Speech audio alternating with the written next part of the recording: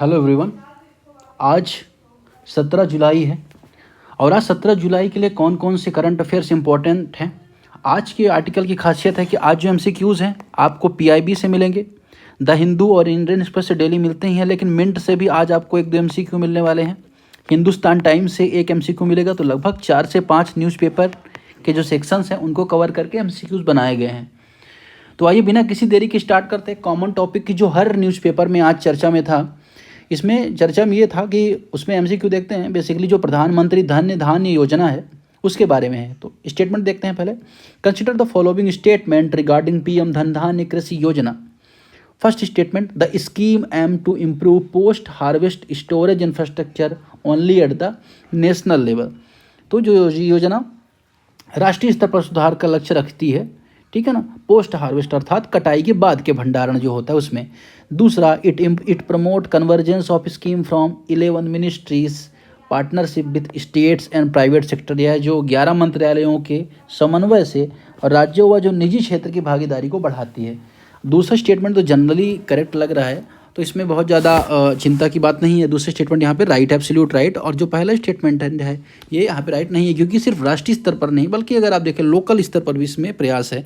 अब अगर आप बात करोगे जो धन धान्य योजना है उसमें रिसेंटली क्या हुआ है कि इस योजना में भी 24,000 करोड़ रुपए की राशि आवंटित हुई 2025-26 जो बजट आया उसमें, ठीक है। अब इसका पर्पज है 6 साल के लिए इस फंड का उपयोग करना। इसमें टारगेट किया गया 100 डिस्ट्रिक्ट को। ऐसे 100 डिस्ट्रिक्ट टारगेट किए गए हैं जहां प्रोडक्टिविटी लो है, प्रोडक्टिविटी उत्पादकता लो है, ठीक है। इसके अलावा लोन का प्रॉपर डिस्ट्रीब्यूशन नहीं हो पाता है। तो टारगेट ऐसा किया गया कि प्रत्येक राज्य से कम 1 से 2 जिले शामिल हो जाएं, ठीक है। तो ये एक सरकार का यहाँ पे लक्ष्य है। ऐसे अगर आप देखें लो प्रोडक्टिव वाले जो डिस्ट्रिक्ट्स हैं उनको टारगेट करना, ठीक है।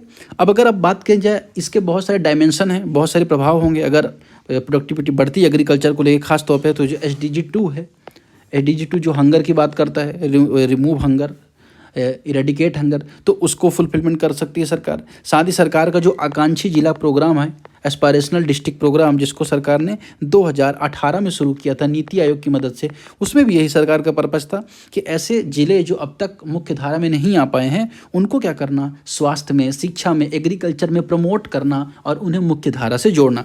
तो ये एस्पायरेशनल डिस्ट्रिक्ट प्रोग्राम ADP 2018 में जो स्टार्ट किया गया था उसका भी पार्ट है। तो ये भी बात यहाँ पे हो रही है, ठीक है। अब अगर आप बात करें इस योजना की शुरुआत जो 2025-26 में हुई है, इसका पर्पज क्या है, कृषि उत्पादकता को बढ़ावा देना, जैसे कि मैंने आपको बताया। और इसमें 11 केंद्रीय मंत्रालय, 36 वर्तमान में जो स्कीम्स थी उनको मर्ज कर दिया गया। 11 केंद्रीय मंत्रालय की जो 36 स्कीम चली उनको एक तरह से अगर आप देखोगे मर्ज कर दिया गया है। और इसका प्रॉपर फोकस यही है कि जो कटाई के बाद जो भंडारण होता है, मतलब कि उसको स्टोर करना, सिंचाई, ऋण तक पहुँच जैसे क्षेत्रों को समर्थन देना यहाँ पे सरकार का पर्पज है। और 2 करोड़ किसानों को यहाँ पे टारगेट किया जाएगा। इस तरह सरकार के यहाँ पे पर्पज। इसी तरह सरकार ने किसानों के लिए प्रधानमंत्री फसल बीमा योजना सरकार ने चलाई है, जिसमें किसानों को फसल का बीमा का जो प्रावधान है किया गया है, जिससे जो किसानों के नुकसान होते उसकी भरपाई की जा सके। इसके अलावा अगर आप देखेंगे तो बहुत सारी ऐसी योजनाएं सरकार चला रखी है।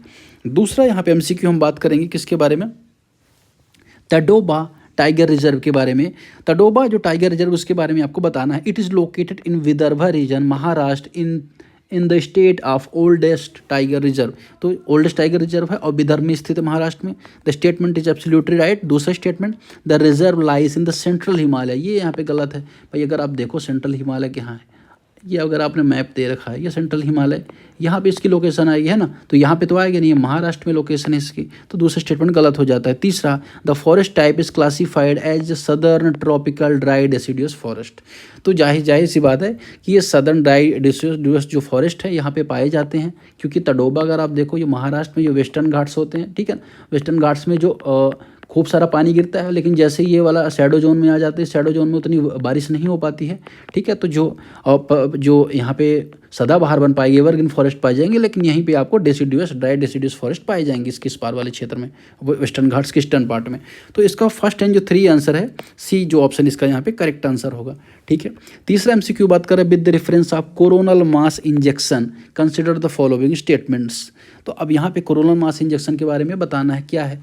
आसान भाषा में समझो तो कोरोनल मास इंजेक्शन का मतलब क्या होता है, इस सूरज में बहुत सारी ऊर्जा होती है ना। अब सूरज का जो ऊपरी भाग होता है, अगर ये सन है ना, ऊपरी भाग क्या होता है, कोरोना होता है, ठीक है ना। अब उसमें कभी कभी बहुत ज़्यादा ऊर्जा इकट्ठा हो जाती है, और जैसे ही ये ऊर्जा अचानक से बाहर निकलती है, एनर्जी बाहर रिलीज होती है, तो सूर्य से बहुत सारी गर्म गैसें, है ना, बहुत सारा प्लाज्मा, वो क्या करता है, अंतरिक्ष में बहुत तेज़ी से निकलने लगता है। अब ये बहुत ज़्यादा तेज़ी से निकलने लगता है तो चिंता ये हो जाती है कि पृथ्वी तरफ भी आ सकता है। अब पृथ्वी छोटी सी है हमारी, अगर ये पृथ्वी की तरफ बढ़ा तो हमारे जो सैटेलाइट्स हैं, जो कम्युनिकेशन नेटवर्क हैं, उनको क्या करता है, निगेटिवली इम्पैक्ट करता है। तो ये कोरोनल मास इंजेक्शन होता है। ये कभी कभी ऐसी सिचुएशन आ जाती है।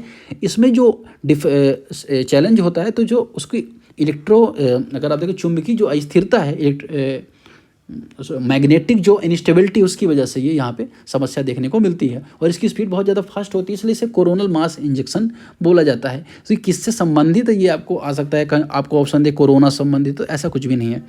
तो पहला स्टेटमेंट आपको यहाँ पे राइट है। CME जो होता है, जो massive eruption of magnetic plasma from the sun of corona, तो that is absolutely right. Second option, CME generally originated due to magnetic reconnect in sun spots free region. तो सन स्पॉट्स रीजन जो होते हैं वहाँ से free होने की बात करते हैं, लेकिन ये तो कोरोना से रिलीज हो रहा है ना, कोरोना से रिलीज हो रहा है, तो सन स्पॉट्स तो आ गए। तो ये जो ऑप्शन है काफ़ी कंफ्यूजिंग था, अगर मैं आपको यहाँ पे नहीं बताता तो it could be difficult to tackle this option.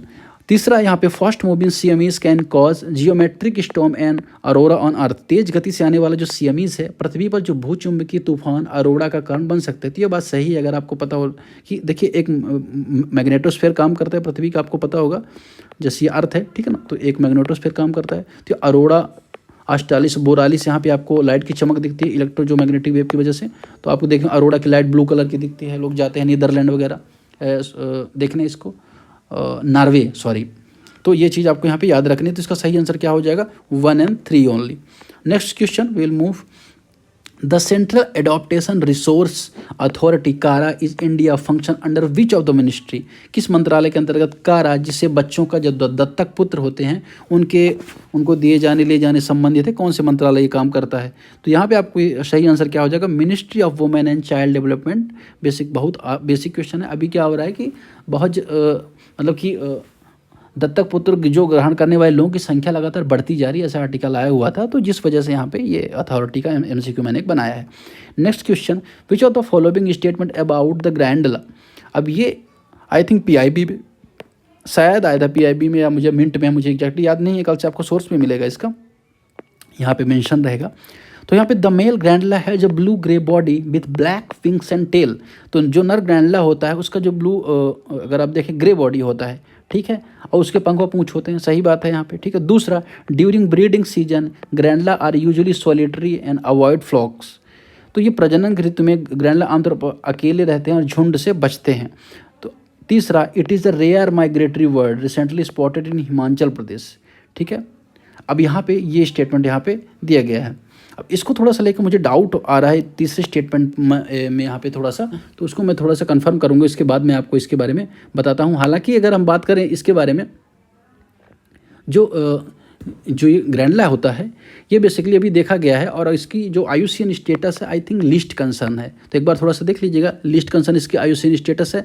और इसके बारे में अगर आप देखो तो ये हैबिटेट इसका अल्पाइन रीजन में इसका हैबिटेट होता है, ठीक है, अल्पाइन एंड सब अल्पाइन रीजन में, तो जाहिर सी बात है हिमालयन रीजन में ये पाया जाएगा। और भारत में अगर आप देखो भूटान रीजन हो गया, सॉरी भारत, भूटान है, म्यांमार है, नेपाल है, तिब्बत जैसे रीजन में ये पाया जाता है, ठीक है। एक तो चीज़ ये आपको यहाँ पे याद रखनी है। तो दूसरा स्टेटमेंट अगर आप बात करो यहाँ पर, जो ये कह रहा है कि ये जो अकेले तो झुंड से बचते हैं, ये स्टेटमेंट यहाँ पे सही नहीं है। बेसिकली अगर आप देखो तो ये झुंड से बचते नहीं, सॉलिडेरिटी रहती है इनमें। तो दूसरे स्टेटमेंट यहाँ पे इनकरेक्ट हो जाएगा, और 1 और 3 जो इसका आंसर यहाँ पे सही हो जाएगा, ठीक है। अगले क्वेश्चन पे बात करते हैं। In which city was the 2025 national conference of good governance practice held. तो कौन सिटी में गुड गवर्नेंस प्रैक्टिस हुई है अभी, तो इसका सही आंसर क्या हो जाएगा, भुवनेश्वर। तो इसका आंसर क्या हो जाएगा, B। Next question, anti dumping which country is primary focus on recent anti dumping investigation in India. तो सरकार ने अभी क्या किया है, जो एंटी डंपिंग होती है उसको लेके यहाँ पे कुछ स्टेप्स उठाए हैं, अब उसको लेके यहाँ पे थोड़ा सा आपको बताना है। देखिए क्या होता है, एंटी डंपिंग क्या होता है कि अब सस्ता माल एक दूसरे देश में हम लाद दें, जिससे क्या वहाँ का मार्केट एक तरह से ख़त्म हो जाए। तो इस एंटी डंपिंग के लिए सरकार एंटी डंपिंग ड्यूटी भी लगाती है, शुल्क भी लगाती है। तो अभी ये जांच हो रही है किसके खिलाफ, चाइना के खिलाफ। हुआ क्या है कि जो मिनिस्ट्री ऑफ कॉमर्स है ना, इसने जून 2025 में 12 ऐसे देशों से 8 टाइप के डिफरेंट जो डंपिंग वाले प्रोडक्ट हैं उनकी जो इम्पोर्ट हो रहा था, बढ़ रहा था, उसकी जांच यहाँ पे शुरू कर दी, जिसमें चाइना के बहुत सारे सामान यहाँ पे पाए गए हैं। अगर आप बात करें जून 2025 में क्या हो रहा है, डंपिंग और जो इम्पोर्ट है उसकी वृद्धि बढ़ जाने की वजह से, जिसमें पैलेडियम है, सोडियम है, इरिडियम है, ऐसी धातुएँ ज़्यादा शामिल थी। ठीक है, अब ये चीज़ थोड़ा सा आपको यहाँ पे याद रखनी है। अब एक और बॉडी यहाँ पे इंपॉर्टेंट आ जाती है, DGTR, जिसने इस सब की जांच की है। वो भारत की एक ऐसी संस्था जो डंपिंग संबंधी मामले हैं, जो सेफगार्ड्स हैं, उनको यहाँ पे जांच करती है। साथ ही अगर आप देखोगे एक सीमा, जो कस्टम ड्यूटी एक्ट है, कस्टम ड्यूटी एक्ट है, ये कब आया था, 1975 में आया था। ये बात करता है कि DGTR अगर रिकमेंडेशन दे रही है तो सरकार क्या कर सकती है, एंटी डंपिंग ड्यूटी लगा सकती है कि ऐसे देश पर जो जिसका माल लगातार बहुत ज़्यादा भारत में डंप किया जा रहा है। नेक्स्ट क्वेश्चन भारत के संबंध में, what is the share of clean energy in India install power capacity to 2025। तो यहाँ पे आपको बताना है कि जो भारत की जो कैपेसिटी बढ़ी है 50% हुई है, तो कितनी हो गई है अभी, तो 50% हो गई है। बेसिकली क्या था, सरकार का टारगेट ये था कि 2030 तक हमें जो हमारी टोटल एनर्जी जो कंजप्शन है उसका 50% यहाँ पे हमें फुलफिल करना है रिन्यूएबल एनर्जी से। और ऐसा माना जा रहा है कि सरकार ने लगभग 484 के आसपास इसे प्राप्त कर लिया है, जो पेरिस कन्वेंशन में हमारी वो बेसिकली जो कमिटमेंट थी। साथ ही जो भारत के NDC है, नेशनल डिटरमाइंड कंट्रीब्यूशन है, जिसमें भारत टारगेट रखता है, उसको भी भारत प्राप्त कर लिया है। लेकिन ये इसे बेसिकली 30% के आसपास ही माना जा रहा है। तो कहीं ना कहीं अभी थोड़ा सा इसमें काम करने की आवश्यकता है। आर्टिकल था तो हमने इसको यहाँ पे देख लिया। ठीक है, इसके अलावा कौन समिट में हमने ये किया था, ग्लासगो जो समिट है, आपको पता होगा ग्लासगो समिट में हमने पंचामृत का कॉन्सेप्ट रखा था। पंचामृत हमारा क्या टारगेट था कि 2070 तक हमें नेट जीरो अचीव करना है। ठीक है, 2030 तक हमें 500 गीगावाट सोलर एनर्जी जनरेट करना है। ठीक है, तो सोलर एनर्जी बेसिकली बोल रहा हूँ, रिन्यूएबल एनर्जी जनरेट करना, तो ये हमारा टारगेट था। तो आज के जो टोटल MCQs इतने ही रहे हैं। आपको कैसा लगा आप ज़रूर शेयर करें। कोई आपको कन्फ्यूजन हो, डाउट हो, तो आप मैसेज कर सकते हैं, कमेंट कर सकते हैं। सब्सक्राइब करना और बेल आइकॉन दबाना